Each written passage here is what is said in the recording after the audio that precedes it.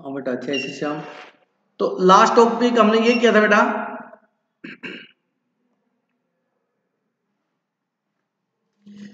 Notified service under reverse charge. Reverse charge बता दिया था। तो जहां पर गवर्नमेंट को प्रॉब्लम हो रही थी कि टैक्स कलेक्ट करने में, तो वहां पर गवर्नमेंट ने क्या किया, रिवर्स चार्ज लगा दिया। मतलब उस केस में सप्लायर नहीं देगा, कौन देगा, रिसिपिएंट देगा।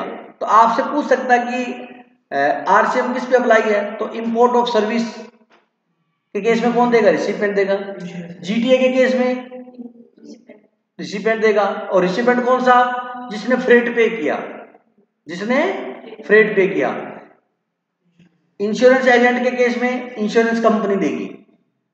सर्विस कौन दे रहा है, एजेंट दे रहा है, किसको, कंपनी को। तो रिसिपिएंट कौन है, कंपनी। रिकवरी एजेंट के केस में जैसे बैंक है, बैंक ने लोन किया, अब पैसे नहीं रिकवर हो रहे, तो बैंक क्या करता है, रिकवरी एजेंट छोड़ता है कि हमारी जो इंस्टॉलमेंट है, किस्तें हैं, वो रिकवर करके लाओ, हम आपको क्या देंगे, कमीशन देंगे। तो रिकवरी एजेंट बैंक को या फाइनेंस कंपनी को क्या दे रहे हैं, सर्विस दे रहे हैं। तो उस केस में रिकवरी एजेंट सप्लायर है और रिसिपिएंट कौन है, बैंक। लेकिन आरसीएम लगेगा, जीएसटी कौन देगा, बैंक देगा। क्लियर है। ये थी हमारी बेटा नोटिफाइड सर्विस, जो अभी तक गवर्नमेंट ने काफी सर्विस नोटिफाइड की है, डिटेल में फिर भी पढ़ा दूंगा मैं आपको, ठीक है। तो ये सेक्शन 9(3) है। 9(3) है कि 9(3), सेक्शन 9(3) क्या बोलता है, 9(1) क्या था, सेक्शन 9(1)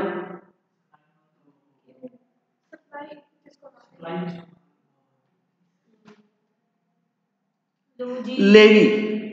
जीएसटी किस किस पे लेवी होगा, और उनसे हम जीएसटी क्या करेंगे, लेवी होगा, और उससे हम क्या करेंगे, कलेक्ट करेंगे, जैसे गवर्नमेंट प्रोसीजर बनाएगी। याद है 9(2) क्या था, टबैको है, पेट्रोलियम प्रोडक्ट पे जो रूल बनाएगी, उसके अकॉर्डिंग 9(2) पे हम जीएसटी कलेक्ट करेंगे। जब 9(2) लागू होगा तो 9(1) लागू याद आ गया। 9(3) था रिवर्स चार्ज मैकेनिज्म, आरसीएम, पढ़ लिया। 9(4) भी आरसीएम है, 9(5) भी आरसीएम है। 9(4) क्या है, सुन नजर 9(4 अभी इतनी डिटेल में नहीं है अपने पास, लेकिन समझा देता हूं।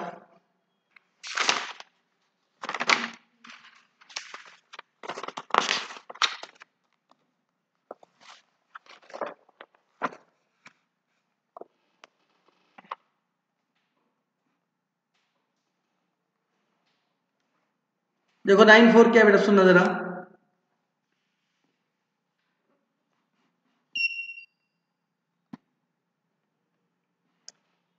Payment of tax by the recipient, payment of tax by the on the basis of RCM in case of supply by an unregistered supplier to a registered person। क्या बेटा, सप्लायर कौन है,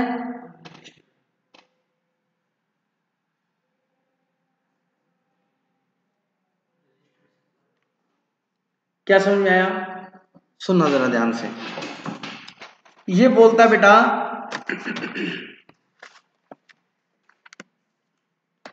बताओ जीएसटी कौन कलेक्ट कर सकता है, जो जीएसटी में रजिस्टर्ड है, ठीक है।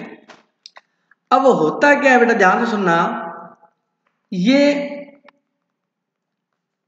ए नाम का व्यक्ति है, ठीक है, ये बी नाम का व्यक्ति है, ठीक है। ए क्या है, अनरजिस्टर्ड है,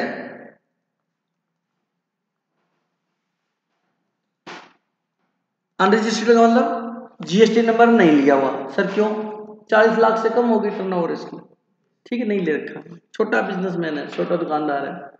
ये रजिस्टर्ड है,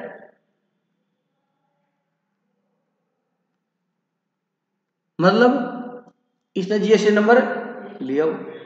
अब 9(4) ये बोलता है कि अगर रजिस्टर्ड पर्सन ने, ये जो सर्कमस्टांसेज मैं यहां पर ड्रॉ कर रहा हूं, अगर यही सर्कमस्टांसेज होगी ना, तो ये 9(4) लगेगा, इसमें कोई चेंज नहीं होगा। ध्यान सुनना, अगर रजिस्टर्ड पर्सन ने अनरजिस्टर्ड पर्सन से, क्या, रजिस्टर्ड पर्सन ने अनरजिस्टर्ड पर्सन से गुड्स खरीदे या सर्विस ली, तो बताओ चलो 1 लाख के 10,000 के गुड्स खरीदे, मान लो उसके ऊपर जीएसटी 12% है, तो ए अब पता है बी से जीएसटी नहीं ले सकता। वैसे रूल क्या है, ए बी से जीएसटी ले और किसको जमा कराए, लेकिन बी के पास पावर क्यों नहीं, पता लग गया होगा, ये अनरजिस्टर्ड। तो गवर्नमेंट बोलती है इस केस में तू तो रजिस्टर्ड है ना, कहता तो जीएसटी तू इसको देता है ए को, और ए किसको देता, गवर्नमेंट को। तो गवर्नमेंट बोलती है कि इस केस में रजिस्टर्ड पर्सन गवर्नमेंट को पे करेगा। मतलब बी क्या है इस केस में, रिसिपिएंट है ना, बोलो क्या है, और ये क्या है, सप्लायर। तो इस केस में कहता है रिसिपिएंट खुद जमा करेगा। इस सेक्शन के ऊपर बहुत ज्यादा कंट्रोवर्सी हुई थी, लोगों ने इसका बहुत ज्यादा विरोध किया था, अभी भी विरोध चल रहा है इसका। लॉजिक बताता हूं क्यों, नॉलेज के लिए। ये रजिस्टर्ड पर्सन है, इसने अपने यहां पर मीटिंग थी, ठीक है, मीटिंग में इसके क्लाइंट आए ऑफिस में, तो इसने बाहर से अपनी फैक्ट्री के बाहर से या ऑफिस के बाहर से चाय मंगाई। क्या मंगाई, चाय, और कुछ रिफ्रेशमेंट मंगाया। अब आपको पता चाय का ढाबा है, छोटा सा ठेला है, जीएसटी तो चूर की बात अकाउंट में नहीं करता होगा, तो उससे इसने 500 रुपए के सामान मंगाया, समझो। इसने कहाँ यूज किया, बिजनेस में। तो ये बिजनेस का खर्चा है बेटा, क्लाइंट के साथ मीटिंग थी। अब चाय किसने खरीदी, इसने, किससे, अनरजिस्टर्ड से। गवर्नमेंट कहती है इस चाय के ऊपर भी क्या लग जाएगा, समझा गई। कहता जीएसटी लगे एक बात, ये छोटे छोटे बिल हम तो दिन में लाखों ट्रांजेक्शन करते हैं, तो हम इनकी जीएसटी देते रहेंगे। बोलना बड़ा इजी है, प्रैक्टिकली इनको ये कंप्लायंस करना बहुत मुश्किल हो गया। बहुत सी छोटी छोटी चीजें लेते हैं हम, स्टेशनरी के आइटम लेते हैं, प्रिंटर के पेपर लेते हैं, प्रिंटर कार्टेज रिफिल कराते हैं, इलेक्ट्रिशियन को बुलाते हैं, कोई एसी वाले को बुलाते हैं, बहुत सी सर्विस लेते हैं बिजनेस में, तो हमारा यही काम रह गया। इसलिए गवर्नमेंट ने ये सेक्शन बना तो दिया। गवर्नमेंट क्या बनाने वाले ना एसी में बैठ के बनाते हैं, उनको थोड़ा धूप में खड़ा करके बनवाए ना तो पता लगे ये सेक्शन कैसे बनता है। प्रैक्टिकली ग्राउंड में जाके तो देखो भी प्रैक्टिकली कैसे पॉसिबल होगा। सुनने में बहुत अच्छा, हाँ लेगा, गवर्नमेंट की रेवेन्यू बढ़ेगी, तो पब्लिक को तो परेशान नहीं करो, समझ रहे हो। तो इस सेक्शन को थोड़े टाइम के लिए डेफर कर दिया था, डेफर समझते हो, रोक दिया था, बना दिया, स्टेक लगा दी, एप्लीकेबल नहीं अभी। ये लिख दिया कि ये सेक्शन तब से अप्लाई होगा जिस दिन गवर्नमेंट इसे ऑफिशियल गजट में नोटिफाई कर देगी, ठीक है। फिर इस सेक्शन को लागू किया इन्होंने, ठीक है। बीच में आई थी बात कि 5,000 रुपए तक के अगर गुड्स खरीदेंगे तो नहीं लगेगा, उससे ज्यादा पे लगेगा, क्योंकि छोटे मोटे खर्चे 5,000 तक ही होते हैं, ठीक है। अब ये देखो इसमें क्या लिखा हुआ है, पढ़ता हूं मैं आपके साथ। देखो क्या लिखा हुआ है सेक्शन में 9(4) में, द गवर्नमेंट में on the recommendation of the council. ये बात ध्यान से सुन लो, मैंने बहुत अच्छे से पढ़ाया आपको। क्या लिखा है, मतलब जो भी कानून लाएगी गवर्नमेंट लाएगी, बट रिकमेंडेशन किसकी रहेगी, हमेशा काउंसिल की रहेगी।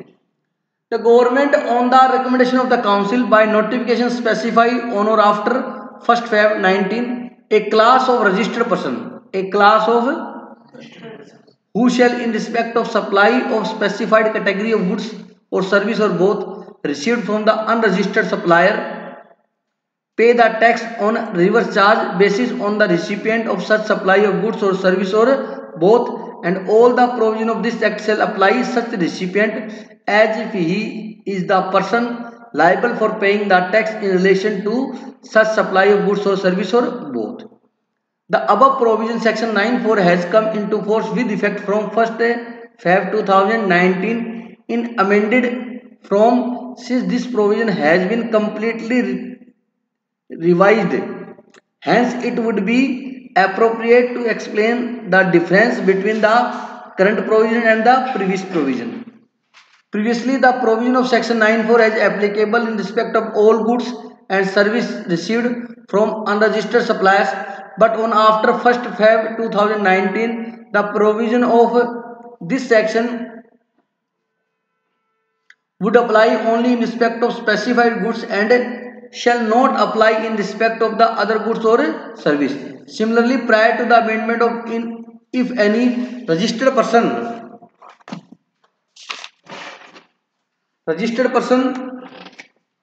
received from an unregistered person any goods or service, then provision of this section would become applicable.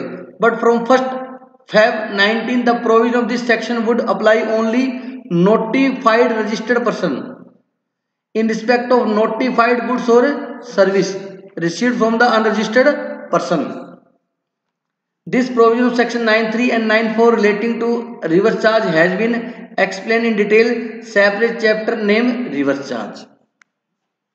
ठीक है, अब सुनो क्या है ये लो को ऐसे पढ़ाया जाता है बेटा। लो है ये एक तरीके की लो, ये जीएसटी एक्ट है।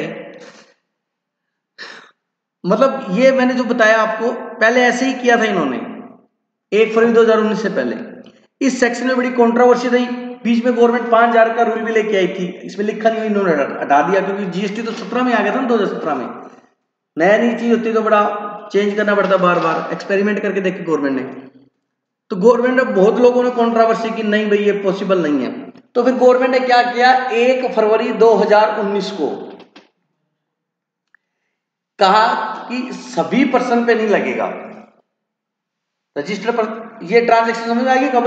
अच्छा 9(4) लगेगा जब एक रजिस्टर्ड और एक कहता सभी पर्सन पे नहीं लगेगा, स्पेसिफाइड पर्सन पे लगेगा। किस पे लगेगा? स्पेसिफाइड किस किस को किया है वो मैं बता दूंगा आपको चैप्टर, ठीक है। मतलब सभी पे नहीं है, जिसको स्पेसिफाइड कर दिया उस पे लगेगा। और सभी गुड्स और सभी सर्विस पर नहीं लगेगा, जिन जिन गुड्स को या जिन जिन सर्विस को स्पेसिफाइड किया है उन्हीं पे लगेगा। समझ आ गई? किन किन को स्पेसिफाइड किया है वो अभी आरसीएम का चैप्टर है, उसमें मैं बता दूंगा आपको, ठीक है। अभी कर लें या साथ में ही आरसीएम में जाके टॉपिक समझ में आ रहा है? चलो अभी कर लेते हैं।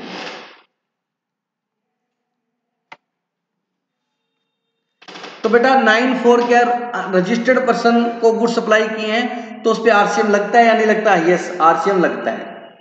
2 नंबर में अगर पूछ ले तो आरसीएम लगता है या नहीं लगता? आरसीएम लगता है, लेकिन स्पेसिफाइड गुड्स और सर्विस पे लगता है, सभी पे नहीं लगता, ठीक है। आगे बात समझ में। अब 9(5) क्या है? देखो ये दोबारा से जब चैप्टर करेंगे ना तब दोबारा अभी बता दूंगा, कल आपको लिख के ले जाऊंगा नोट्स के अंदर, सभी बता दूंगा कौन कौन से सप्लाई या गुड्स करने वो आप नोट करवा दूंगा 2-4 एग्जाम्पल के तौर पे। सेक्शन 9(5) देखो बेटा,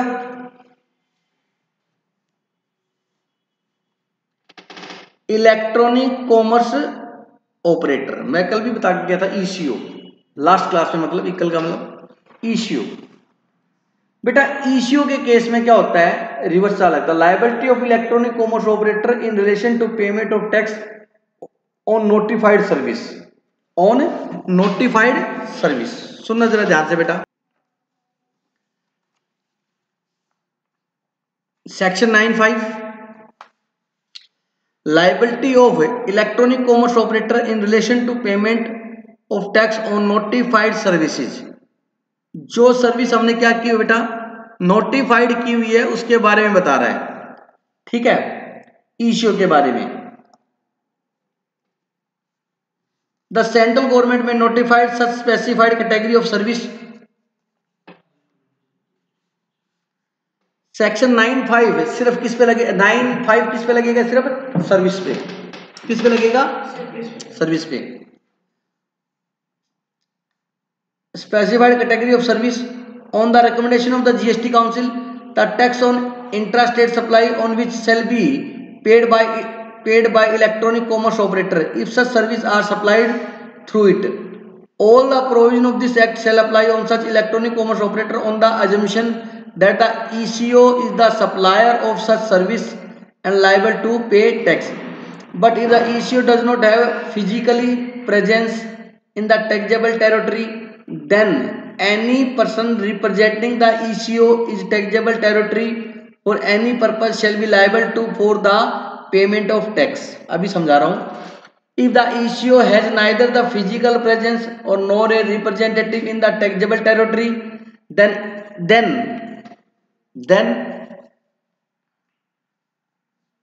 ECO shall appoint a person who shall be liable to pay payment of tax. As per the notification, following service has been notified in the central government for the purpose of section 9(5). आपको ये service याद करनी है। Service provide by the transportation of passenger through radio taxi, motor cab, maxi cab और motorcycle. Service provided in the form of hotel, motel, guest house, club और any other commercial outlet for purpose of providing accommodation and food facility. But if a person providing such service through an electronic commerce operator is required to get registered under section 22 subsection 1 of this act, then this notification shall not apply for such person. मैं समझाता हूँ, सुनो बेटा क्या कह रही है, एक बार आप रीड करो इसको। देखो बेटा, ओला, उबर नाम सुना होगा आपने खूब, और वो अभी तो बाइक भी चल गई, वो कौन सी है, अभी एक और कंपनी आई है जो बाइक किराए पे देती है, मतलब आप फोन करो, राइडो, रैपिडो ऐड भी आती है। मतलब मेट्रो सिटी में जैसे आप एक जो सिंगल हो, आपको कहीं जाना है 5 किलोमीटर, तो आप मोबाइल में ऐप है रैपिडो की, उस पर करो, बाइक पे आएगा आपको, बाइक वाला वो छोड़ के आएगा। और टैक्सी का ही काम हो गया उसका भी, रैपिडो के नाम से चली है, मेट्रो सिटी में सारे में चल रही है। तो ये इश्यू क्या होता है बेटा, ये देखो ओला और उबर है, एक बहुत बड़े एग्जाम्पल है, ये इश्यू है दोनों, ओला है, उबर है, रैपिडो है, ये क्या है, इश्यू है, इलेक्ट्रॉनिक कॉमर्स ऑपरेटर। अब ध्यान से सुनना क्या होता है, ये इश्यू है, ये ओला है या उबर है या रैपिडो है, ठीक है, ये सॉरी ये होगा ना इश्यू, तो ओला, उबर, रैपिडो ये क्या है, इश्यू है, इलेक्ट्रॉनिक कॉमर्स ऑपरेटर है ये। तो इलेक्ट्रॉनिकली ये कॉमर्स वाला बिजनेस, इलेक्ट्रॉनिक बिजनेस को क्या कर रहे हैं, ऑपरेट कर रहे हैं बेटा। अब ये कस्टमर है बेटा, इसको कैब बुक करनी है, तो ये ओला उबर की ऐप खोलेगा मोबाइल में, उसमें से सर्च करेगा, तो वो ऑर्डर किसके पास जाएगा, इसके पास, और इससे ये टैक्सी वाले जुड़े हुए हैं। टैक्सियां इसकी खुद की थोड़ी होती हैं, आपको पता होगा, नहीं पता बताता हूं, टैक्सी इनकी खुद की नहीं होती। जैसे वहां पर जितने भी टैक्सी वाले हैं ना, उन सब ने इनके साथ क्या कर रखा है, टाई अप कर रखा है, समझ रहे हो, जोमेटो स्विगी की तरह है सब। जोमेटो स्विगी के खुद के होटल है, जोमेटो स्विगी भी क्या है, इश्यू ही है, एक तरीके से सर्विस ही दे रहे हैं अपने को, समझ रहे हो मेरी बात को। तो जो टैक्सी वाले हैं, जो खुद की गाड़ी है, टैक्सी चलाता है, उन्होंने अपने आप को किस पे रजिस्टर्ड कर रखा है, ओ पे। तो ये इनको ऑर्डर देगा कि यहां से पैसेंजर पिक करना है, तो ये पैसेंजर यहां से पिक करेगा बेटा, समझ रहे हो क्या, पैसेंजर पिक करेगा। अब बताओ, ये टैक्सी वाला है, जो ये टैक्सी वाला जो सर्विस दे रहा है, सर्विस प्रोवाइडर तो ये है टैक्सी वाला, सर्विस किसने दी, टैक्सी वाले ने, कस्टमर ये रहा, सप्लायर कौन है, टैक्सी वाला। अब टैक्सी वाला जीएसटी कहां से दे, उबर, मेरे जानकारी में हमारे बहुत से जानकार हैं जिनने वो गुड़गांव दिल्ली में टैक्सी चलाते हैं, लेकिन उन्होंने अपनी टैक्सी कहां लगा रखी है, ओला उबर पे रजिस्टर करा रखी है।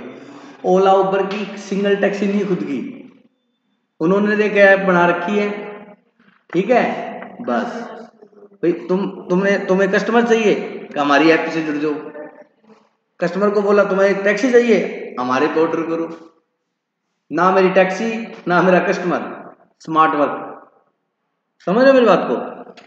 तो अब ये सर्विस तो इसने दी, लेकिन गवर्नमेंट कहती कि इसको तो आइडेंटिफाई करना बड़ा मुश्किल है हमारे लिए, तो गवर्नमेंट ने कहा कि इस केस में हम है ना ईसीओ पर टैक्स लगाएंगे। इस केस में इसने सर्विस ईसीओ को दी है ना भाई, ऑर्डर तो ईसीओ के थ्रू बुक हुआ है, तो ईसीओ इसका क्या हो गया,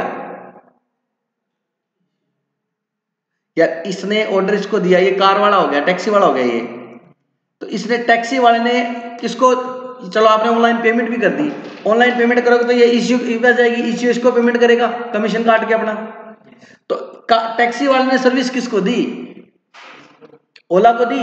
ओला क्या है, इश्यू है, इश्यू क्या है, रिसिपिएंट है, इसने इसको सर्विस दी है।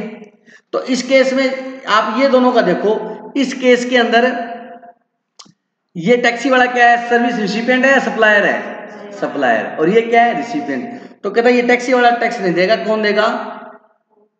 इश्यू देगा। बस ये कंसेप्ट है और सही भी है। समझ आ गई मेरी बात? आगे बात सुने। अब ये कौन कौन सी सर्विस के केस में होगा? ये इस सर्विस के केस में होगा, आप ट्रांसपोर्टेशन ऑफ पैसेंजर कर रहे हो, पैसेंजर का ट्रांसपोर्टेशन समझते हो? तो बोलो बेटा। गुड्स को ले जा रहे नहीं होगा किसे? टैक्सी, कैब, रेडियो टैक्सी होता है, लिखा होता है उनके ऊपर, टैक्सी के ऊपर लिखा होता है, रेडियो टैक्सी लिखा होता है बेटा।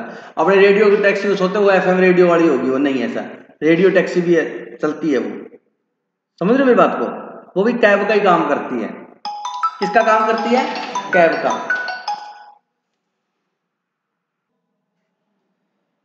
आगे बात सुनिए।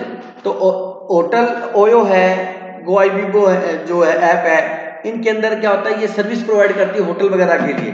तो इस केस में भी ईसीओ पेमेंट करेगा टैक्स की। ठीक है बेटा। अब मान लो जो ये टैक्सी वाला है जो सर्विस दे रहा है, या कोई होटल है जो ईसीओ के थ्रू सर्विस दे रहा है, जो होटल है जो दे रहा है, उसने खुद जीएसटी ले रखा है, उसने मतलब रजिस्टर्ड है वो, तो उस केस के अंदर ये टैक्स नहीं देगा, उस केस में वो खुद टैक्स देगा। ये इसके एक्सेप्शन है। जैसे होटल ताज है, बहुत बड़ी चेन है होटल ताज, वो भी ओयो पे है, लेकिन उसका खुद का क्या है? जीएसटी नंबर है, तो खुद टैक्स देगा। ये तो लास्ट लाइन में लिखा हुआ है, आपको नहीं समझ में आया होगा, लेकिन मैं समझाऊंगा तभी समझ आएगा। ये देखो, ये लिखा हुआ, ये लिखा हुआ, but if a person providing such service through an ECO is required to get registered under section 221 of this act, ये 22A सेक्शन है ना, ये रजिस्ट्रेशन का है। Then this notification shall not apply of such person. आपको नहीं समझ में आता था? इंग्लिश कितनी बढ़िया हो आपकी। मतलब अगर उसका रजिस्ट्रेशन लिया हुआ है तो उसके ऊपर ये नोटिफिकेशन लागू नहीं होगा, मतलब 95 लागू नहीं होगा, उसको खुद को देना है। तो लिख लो आप अपनी लैंग्वेज में ये बात कि अगर ईसीओ के थ्रू सर्विस प्रोवाइड करी है और उसने, होटल ने या टैक्सी वाले ने खुद का रजिस्टर करवा रखा है, तो उस केस में ईसीओ टैक्स नहीं देगा। उस केस में ईसीओ टैक्स नहीं देगा बेटा, उस केस में वो खुद टैक्स पे करेगा।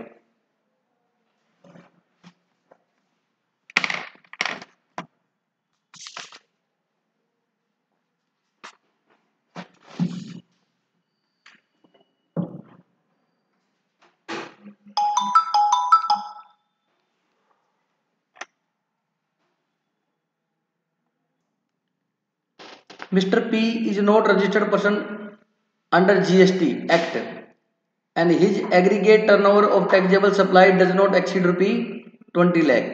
मतलब वो जीएसटी में रजिस्टर्ड नहीं है और उसकी टैक्सेबल सप्लाई 20 लाख से क्या है? कम। नॉर्मली बेटा गुड्स की आपकी टर्नओवर 40 लाख ज्यादा है और सर्विस के केस में कितनी? 20, तो आपको जीएसटी लेना होता है। ठीक है, नॉर्मली। अच्छा, he has supplied goods of specified category value of ₹3 lakh to mister Q. उसने किसको गुड्स प्रोवाइड किए बेटा? क्यू को। A registered dealer of specified class, a registered dealer of specified class. क्या लिखा है? इसलिए आपको स्पेसिफाइड की डेफिनेशन याद करने की जरूरत नहीं है, लिख के दिया है क्योंकि आपके सिलेबस में नहीं होगा ना। स्पेसिफाइड, एक अनरजिस्टर्ड पर्सन ने रजिस्टर्ड पर्सन को जो कि स्पेसिफाइड क्लास का है सप्लाई किए। मेरा दिमाग चल गया मेरा, तो यहाँ 94 लगेगा, कौन देगा? रिसिपेंट देगा। 94 किसका है? अनरजिस्टर्ड और रजिस्टर्ड का, वही है। The place of business of both mister P and mister Q is located in Rajasthan. कहते सप्लाई और रिसिपेंट दोनों कहाँ के हैं? सीजीएसटी और एसजीएसटी लगेगा। ठीक है। हु इज लायबल टू पे टैक्स ऑन दिस ट्रांजेक्शन? बताओ, आंसर लिख दोगे या नहीं लिख दोगे? लिख दोगे। आप क्या लिखोगे? As per GST act section 94, अगर अनरजिस्टर्ड पर्सन ने रजिस्टर्ड पर्सन को सर्विस या गुड्स दिए हैं स्पेसिफाइड कैटेगरी के रजिस्टर्ड पर्सन को, तो उस केस में जीएसटी कौन पे करेगा? रजिस्टर्ड पर्सन, मतलब इट मींस रिसिपिएंट पे करेगा। तो इस क्वेश्चन में कौन पे करेगा? मिस्टर क्यू पे करेगा। हो गया आगे। बट ये इतने अच्छे से समझ में इसलिए आ रहा है कि पहले वो इतना बड़ा पेज हमने पढ़ा है। समझ आई मेरी बात? अच्छा जी, हो गया भाई, यही लिखा है। अब कितने की वैल्यू थी बताओ, 3 लाख, उसका कितना 12%, कितना होगा बेटा 36,000। बस एक हाफ हाफ लगेगा ना, 180 CGST और 180 SGST। देख लो आंसर क्या बेटा। नहीं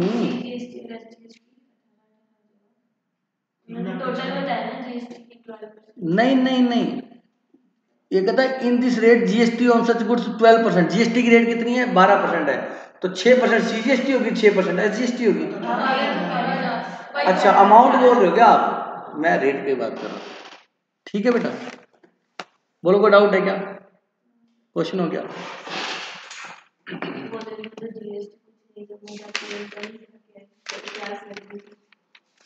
क्या करा रहे हो,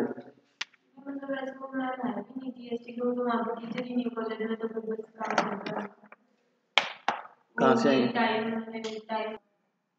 अब हम डिस्कस करेंगे कंपोजिट सप्लाई और मिक्स सप्लाई। ये चैप्टर खत्म हो जाएगा, इसी के साथ अपने 3 चैप्टर हो जाएंगे। पहला टैक्स वाला किया था, दूसरा कौन सा किया था सप्लाई, और तीसरा लेवी एंड कलेक्शन। 3 चैप्टर हो जाएंगे अपने, ठीक है। तो कंपोजिट सप्लाई क्या होती है बेटा, इसमें बाद में पढ़ेंगे। कंपोजिट सप्लाई का मतलब सप्लाई का नेचर होता है ऐसा कि वो बंडल में दी जाती है। बंडल का मतलब होता है इकट्ठा, बंडल में दी जाती है, मतलब उसका नेचर ही ऐसा है कि वो इकट्ठी ही सप्लाई होगी, बंडल में जाती है, नेचर ही ऐसा है। जैसे कि समोसा और चटनी, एग्जाम्पल तो मैं बढ़िया समझ में आएगा। अकेली चटनी की कोई वैल्यू है, अकेले समोसे की तो मैं मान सकता हूं, लेकिन चटनी के बिना समझ रहे मेरी बात को। तो बताओ वो ऐसा कभी कभार होता है, नेचुरली है ये, तो नेचुरली बंडल्ड है। अब सर ऐसे क्यों बता रहे हो, सुनो, इसमें 2 प्रोडक्ट है, एक समोसा हो गया और एक सॉस हो गया, चटनी हो गया, जो भी है। अब मान लो जीएसटी की रेट समोसे पे अलग है और चटनी पे अलग है, तो कौन सी रेट लगेगी, उसने तो इकट्ठे ले ली उससे 15 रुपए कस्टमर से। तो अब कितना समोसा का कितना चटनी का, तो क्वेश्चन ये बोलता है, उसको बोलते हैं कंपोजिट सप्लाई, कि नेचुरली बंडल है। एक तो नेचुरली मतलब उसका नेचर ऐसा कि वो सप्लाई इकट्ठी होती है, एक साथ दी जाती है। और एक होती है मिक्स सप्लाई।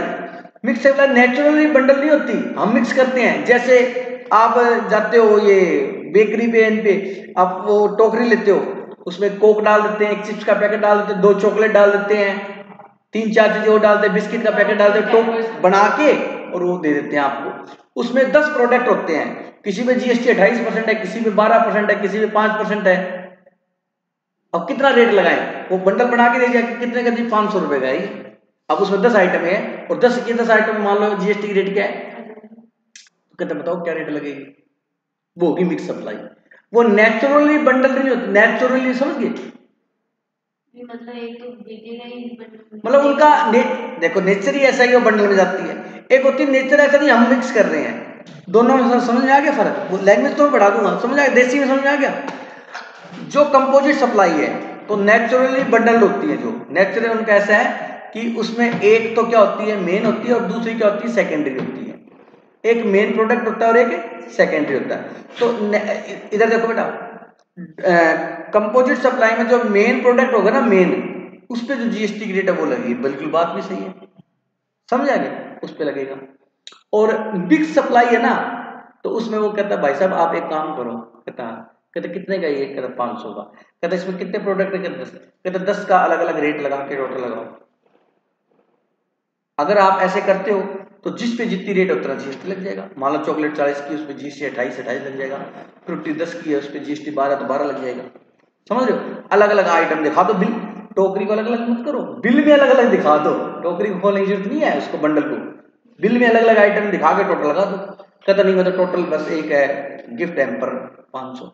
कहता फिर ऐसे केस में अगर आप ऐसे दोगे ना, तो इस 10 प्रोडक्ट में जो हाईएस्ट रेट है ना जिस प्रोडक्ट के ऊपर, समझिए वो रेट लगे, वो रेट लगे, बहुत समझ आ गई।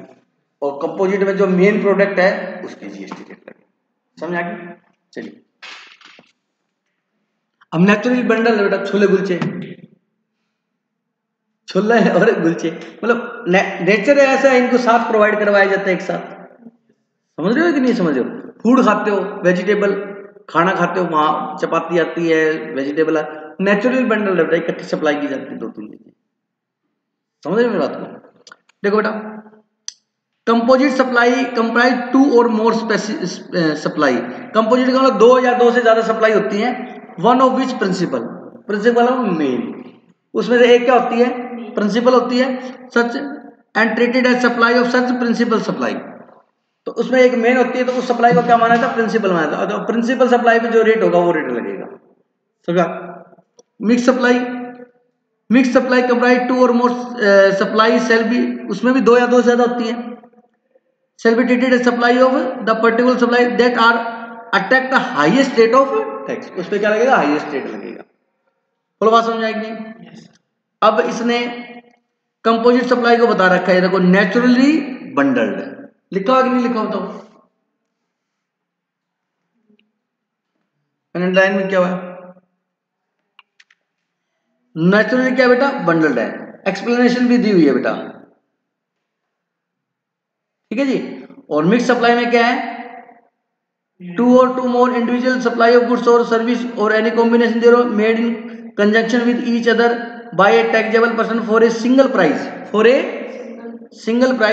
where such supply does not constitute a composite supply, the individual supply are independent of each other and are not naturally bundled। मतलब दोनों सब चीजें अलग अलग होती है और नेचुरली बंडल नहीं होती, हम इकट्ठे करके हम दे रहे हैं। Cold drink, Frooti, chips, biscuit, bundle बनाया, बेचा। समझ मेरी बात को? ठीक है। अब इसके एग्जाम्पल भी दे रखे बेटा, आप पढ़ लेना घर पे एग्जाम्पल ये, ठीक है। इनमें ये जरूर पढ़ लेना। ये इसके अंदर क्या है बेटा? डिफरेंस और सिमिलरिटी। डिफरेंस सिमिलरिटी बेटा, उसमें 2 सप्लाई होती है, 2 से ज्यादा होती है, इसमें 2 से 2 ज्यादा होती है, ठीक है ना। तो डिफरेंस में लोगे पढ़ोगे कि इसमें जो प्रिंसिपल रेट है वो लगेगा, उसमें हाईएस्ट रेट लगेगा। बात समझ आ गई मेरी बात? अब ये एग्जाम्पल नंबर 2 और एग्जाम्पल नंबर 3, ठीक है, और एग्जाम्पल नंबर 4 और एग्जाम्पल नंबर 5 आप खुद करके आना, इसी के ऊपर है। 100% हो जाएगा आपसे, 101%। अगर कोई डाउट होगा तो कल मैं करवा दूंगा, ठीक है। लेट हो जाओगे फिर बेटा। जय श्री श्याम, चैप्टर खत्म बेटा। कोई डाउट होगा मैं कल करा दूंगा, आराम से समझ में आ जाएगा।